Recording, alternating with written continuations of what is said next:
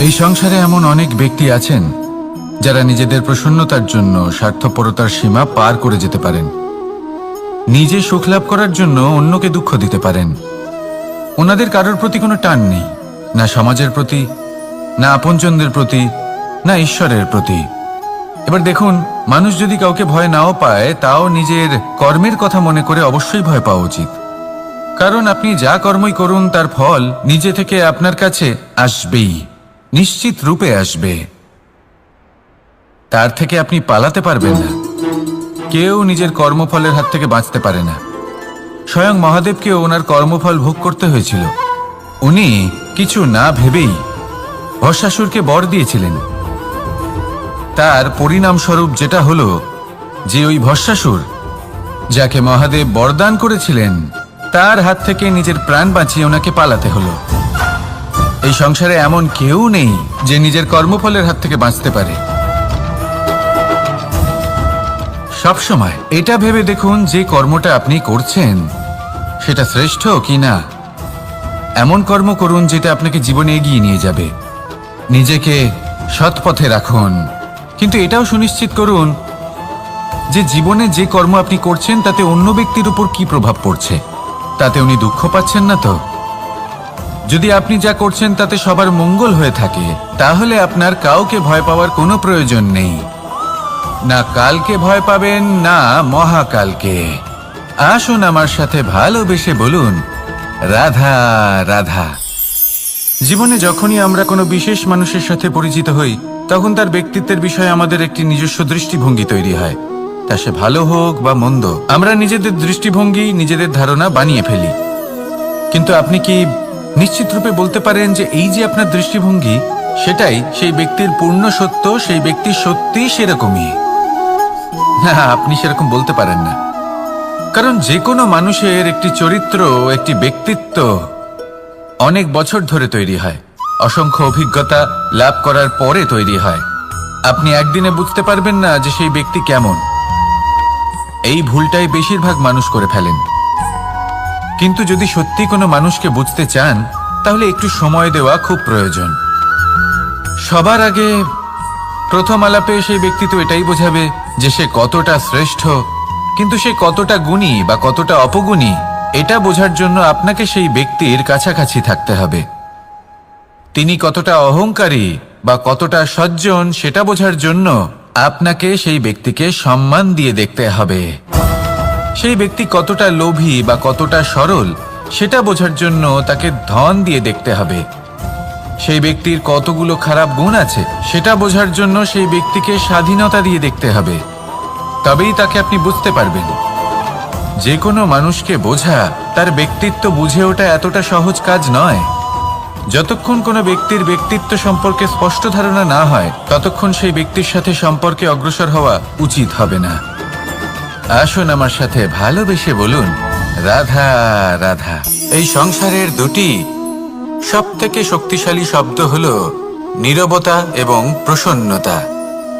এই দুটি সবথেকে বেশি কঠিনও। এবার আপনি বলবেন, এতে কঠিনের কি আছে? না, ক্ষেত্র বিশেষে নিজে নীরব থাকা হলো অত্যন্ত কঠিন।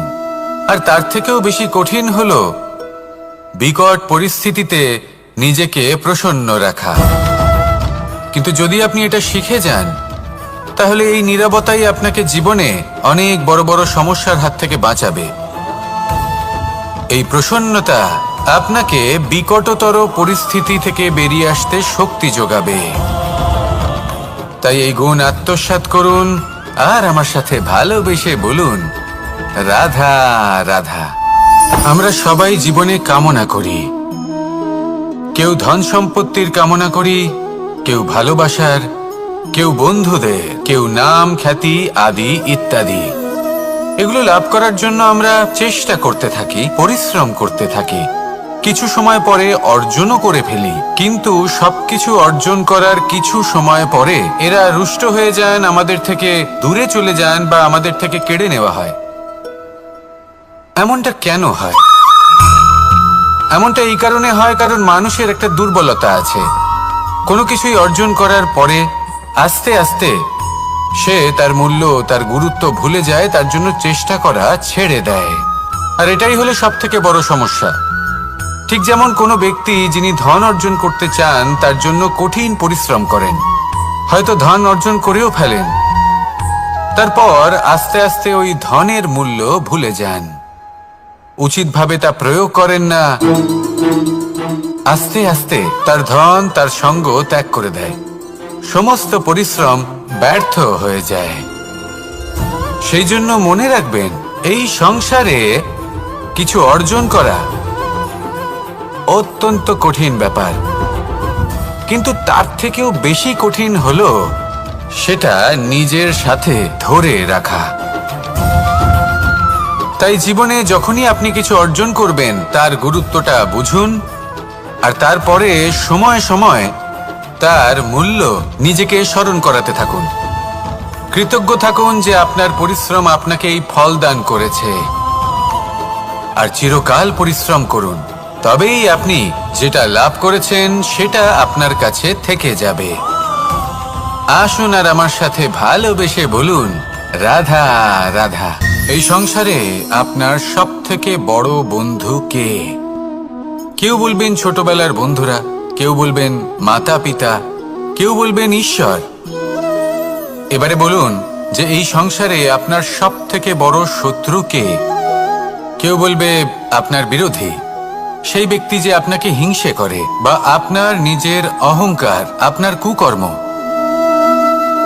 আমি বলবো যে এই সংসারে আপনার সবথেকে বড় বন্ধু হলো আপনার নিজের মন। এই চঞ্চল মনকে যদি আপনি নিয়ন্ত্রণ করতে শিখতে পারেন, তাহলে এর থেকে বড় বন্ধু এই সংসারে আপনি কোথাও পাবেন না। সেখানেই যদি এই মন আপনাকে বশ করে ফেলে, তাহলে সংসারে এর থেকে বড় শত্রুও আপনি কোথাও পাবেন না। সেই জন্য এই সংসারকে নিয়ন্ত্রণ করার চেষ্টা ত্যাগ করুন। প্রথমে এই মনকে নিয়ন্ত্রণ করতে শিখে যান, তাহলে এই জীবন নিজে থেকেই সাফল্যের পথে অগ্রসর হবে। আর তখন এই মন প্রসন্ন হয়ে বলবে, রাধা রাধা। সংসারে যদি আপনি শুভ কিছু অর্জন করতে চান, তাহলে দুটি পথ আছে। প্রথম হলো ধর্ম, আর দ্বিতীয় হলো কর্ম। কিছু ব্যক্তি এমন কথাও বলেন যে আমরা তো ধর্মের পথেই অগ্রসর ছিলাম, আমরা তো লক্ষ্যপ্রাপ্ত করতে পারলাম না, বরং আমাদের নিন্দা হলো। এবার এরকমটা ঠিক কেন হয়? এরকম এই কারণে হয়, কারণ দেখতে গেলে ধর্ম সবসময় আমাদের এমন পথ দেখায় যেটা আমাদের একটা শুভ লক্ষ্য প্রাপ্তিতে সাহায্য করে, কিন্তু সেই লক্ষ্যে আমাদের পৌঁছতে হবে নিজেদের কর্ম দ্বারা। যদি আপনি ধর্মের পথে অগ্রসর হয়ে থাকেন, তাহলে আপনাকে কর্মও করতে হবে। যদি ধর্মের পথে চলেন কিন্তু কর্ম না করেন, তাহলে লক্ষ্যপ্রাপ্তি হবে না। ঠিক সেইভাবেই যদি আপনি কর্ম করতে থাকেন কিন্তু ধর্মের পথে না চলেন, তাও লক্ষ্যপ্রাপ্তি হবে না। মনে রাখবেন যে ধর্ম এবং কর্ম হলো একটি মুদ্রার দুই পিঠের সমান। এদের নিজের জীবনে আত্মসাৎ করুন এবং অগ্রসর হন। এই সংসারের প্রত্যেক লক্ষ্য আপনার হবে। আসুন আমার সাথে ভালোবেসে বলুন, রাধা রাধা। প্রত্যেক মানুষ জীবনযাপন করেন, কিন্তু প্রত্যেক মানুষ বেঁচে থাকার রসদ জোগাড় করতে পারেন না। তাহলে কি করা যায়? জীবনের রসদ কিভাবে জোগাড় করা যায়? কিভাবে আমাদের চেষ্টা করে যাওয়া উচিত? আমাদের কি করা উচিত? কিছু কাজ আছে যেগুলো আপনাদের করতে হবে। সর্বপ্রথম, জীবনে যখনই কোনো সমস্যা আসবে, তখন নিরপেক্ষভাবে তার সম্মুখীন হন। তা সে যে সমস্যাই হোক, সেটা সমাধান করার জন্য আপনাকে শুভ পথ নির্বাচন করতেই হবে। তারপরে যদি আপনার হাতে কখনো ক্ষমতা আসে, সেই মুহূর্তে আরো বেশি বিনম্র থাকতে হবে। আপনি ধন অর্জন করলে তখন অহংকার জাগ্রত হতে দিলে চলবে না। আপনি যদি শক্তিশালী হয়ে ওঠেন, তাও অহংকার জাগ্রত হলে চলবে না। জীবনে যখনই ক্রোধ হবে, তখন নিজেকে নিয়ন্ত্রণ করুন, আর ভেবে দেখুন যে যদি এই মুহূর্তে আপনি ক্রোধ দেখান, তাহলে তার পরিণাম কি হবে। এর ফলে কি কিছু শুভ ঘটনা ঘটবে নাকি অশুভ কিছু ঘটবে? শুধু এই কটা কাজ নিজেদের জীবনে আত্মসাৎ করুন, জীবন যাপন অত্যন্ত সহজ হয়ে যাবে। আসুন আমার সাথে ভালোবেসে বলুন, রাধা। আপনি কখনো কোনো পাথরের বুক চিরে বয়ে চলা কোনো নদী দেখেছেন? পাথর নদীর সামনে নত হয়ে যায়, তাকে বাধা দিতে চেষ্টা করে কিন্তু কখনো বাধা দিতে পারে না। এই নদী হলো ততটাই শক্তিশালী, কিন্তু এর আরম্ভ কোথা থেকে হয়? দূরে কোথাও কোনো পর্বতের চূড়াতে এক বিন্দু জল ঝরে পড়ে আর তার সাথে হিম গলিয়ে দেয়। তারপর জলের শক্তি বৃদ্ধি পায়, তারপর অনেক বিপদের সম্মুখীন হয় আর অনেক ধরনের বাধা সে অতিক্রম করে। তার শক্তির এতটাই বৃদ্ধি হয় যে তাকে বাধা দেওয়া একেবারেই অসম্ভব ব্যাপার হয়ে যায়। দেখুন, নদী তো মহান বটেই, কিন্তু তাকে মহান করে তুলেছে কে? সেই সকল বিপদ যার থেকে ও কখনো পালায়নি। সেইভাবেই আমাদেরও বিপদ থেকে পালিয়ে গেলে হবে না, তার সম্মুখীন হতে হবে সাহসের সাথে, পূর্ণ শক্তি প্রয়োগ করে। তবেই আমরা শিখতে পারবো, তবেই আমরা সামনে এগোতে পারবো। যদি আপনি জীবনে কুন্দন হয়ে উঠতে চান, তাহলে জ্বলন সহ্য করতেই হবে। আসুন আমার সাথে ভালোবেসে বলুন, রাধা রাধা। এ হলো গোলাপ ফুল। একে আমরা সকলেই চিনি। সমগ্র সংসার ভালোবাসে এই পুষ্পকে। এই ফুল দেখতেও সুন্দর। সবথেকে বেশি গুরুত্বপূর্ণ কথা হলো এর সুগন্ধ, যা দূর দূরান্ত থেকে ব্যক্তিদেরকে আকৃষ্ট করে। এই সুন্দর পুষ্প একটু মন দিয়ে দেখলেই দেখা যায় এর নিচে কাঁটা রয়েছে। এই সংসার বলে, এ প্রকৃতির কেমন রচনা, এত কোমল পুষ্প, এটা কি তীক্ষ্ণ কাঁটা সহ প্রস্ফুটিত হয়?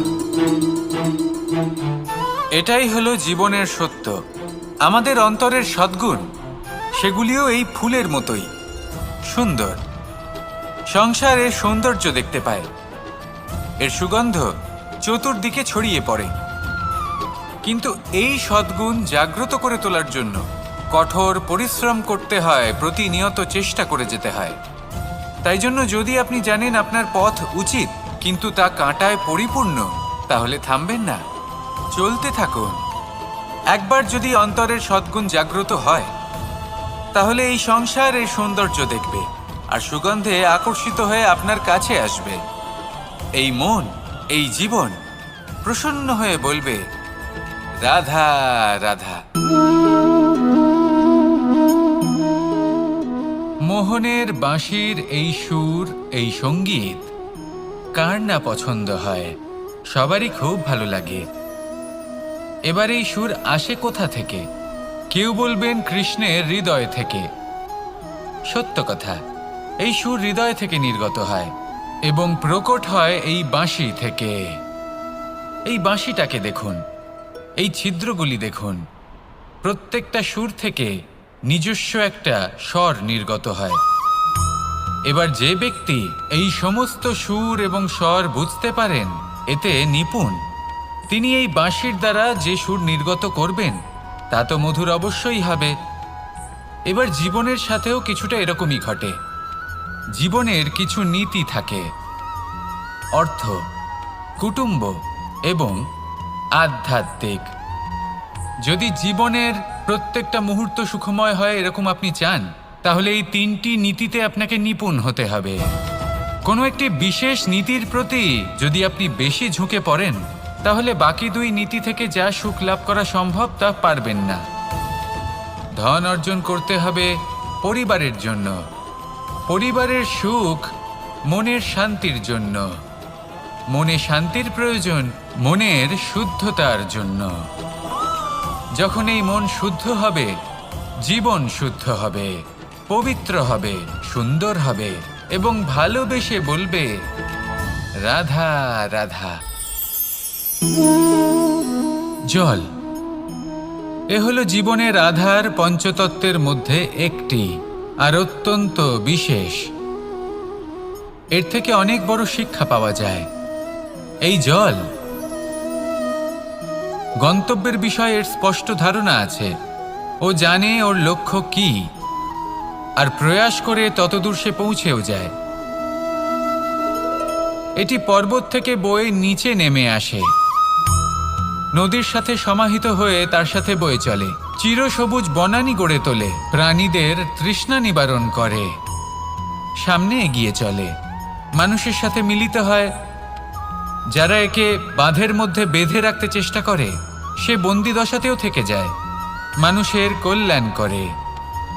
তারপর বাঁধ থেকে মুক্তি পেয়ে এগিয়ে চলে, কোথাও ধাক্কা খায়, কোথাও বাধা পড়ে, কোথাও যদি পথ খুঁজে না পায় তাহলে পথ খুঁজেই নেয়, আর যেখানে পথ থাকে না সেখানে পথ বানিয়ে নেয়, আর শেষ পর্যন্ত নিজের লক্ষ্যে পৌঁছেই যায়, অর্থাৎ সমুদ্রে গিয়ে সমাহিত হয়ে যায়।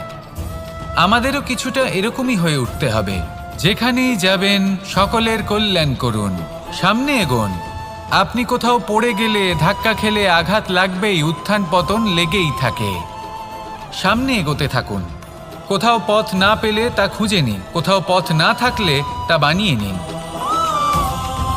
নিজের গন্তব্যের কথা সবসময় মনে রাখুন। শেষ পর্যন্ত নিজের মোক্ষ লাভ আপনি অবশ্যই করবেন। আর আমার সাথে ভালোবেসে বলুন, রাধা রাধা। জীবনের প্রত্যেক মুহূর্ত আমাদের কিছু না কিছু শিক্ষা দেয়, নির্ভর করছে আমাদের দৃষ্টিভঙ্গির ওপর। যেমন নদী হলো আমার অত্যন্ত প্রিয়, নদীতে ভ্রমণ করতে আমার খুব ভালো লাগে। কি বলেন? নদীতে সবসময় নতুন কিছু থাকে, ও পুরনো কিছুই নিয়ে বসে থাকে না, সবসময় প্রবাহমান, কখনো থামে না। ততক্ষণ থামে না যতক্ষণ না সাগরে গিয়ে সমাহিত হচ্ছে। ঠিক এইভাবেই আমাদেরও উচিত নিজের জীবন অতিবাহিত করা, নদীর মতো। প্রত্যেক মুহূর্ত নতুন, তাই সেইভাবেই জীবনযাপন করুন।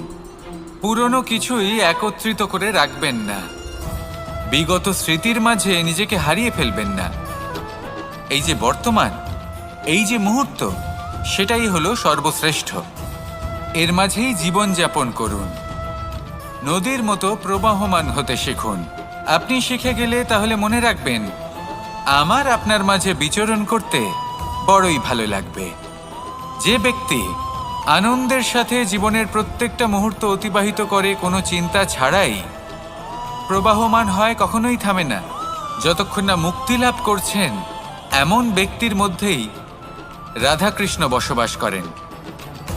তাহলে আসুন আমার সাথে ভালোবেসে বলুন, রাধা রাধা। সূর্যের প্রকাশ অন্ধকারকে দূর করে দেওয়া সেই মহানায়ক। এই সূর্যের প্রকাশ যখন পৃথিবীতে এসে পৌঁছয় কি হয়? এই পৃথিবী জেগে ওঠে, প্রত্যেক প্রাণী জেগে ওঠে, মানুষ জেগে ওঠেন, নিজের কর্ম করেন, জীবন যাপন করেন। এই ঘুমের মৃতপ্রায় স্থিতি কাটিয়ে উঠে জীবন যাপন করতে শেখেন। এটাই হলো প্রভাব সূর্যের প্রকাশের। এবার এই প্রকাশ যে সূর্যের থেকে পাই, তিনি কি করেন? তিনি নিজেকে জ্বালান আমাদের জীবন প্রদান করার জন্য। প্রত্যেকটা মুহূর্ত তিনি তাপ সহ্য করেন, আমরা যাতে সেই প্রকাশ লাভ করি। এটাই হলো জীবনের সারমর্ম। যদি আপনিও এই সংসারে প্রকাশ ছড়িয়ে দিতে চান, তাহলে আপনাকেও তপ্ত হতে হবে, নিজে জ্বলতে হবে, সেই কর্ম করতে হবে যেটা কঠিন হতে পারে কিন্তু আসলে শ্রেষ্ঠ। তবেই এই সংসারের সেবা করতে পারবেন, সংসারকে পথ দেখাতে পারবেন। নিজের অন্তরের প্রকাশ জাগ্রত করুন, তবেই সেই সকল ব্যক্তি যারা পাপের অন্ধকারে নিমজ্জিত হয়ে আছেন তারা জাগ্রত হবেন। সেই সকল ব্যক্তিকে জাগিয়ে তুলুন, প্রেরিত করে তুলুন সুখী হওয়ার জন্য যারা সুখী হতে পারছেন না। সেই সকলকে প্রেরিত করুন সাফল্য লাভের যারা সফল হতে পারছেন না। নিজের অন্তরের সূর্যকে জাগ্রত করুন, চারিদিকে শুধু প্রকাশই প্রকাশ হবে, জীবনই জীবন থাকবে, আনন্দই আনন্দ থাকবে, আর এই মন বারবার প্রসন্ন চিত্তে বলে উঠবে, রাধা রাধা।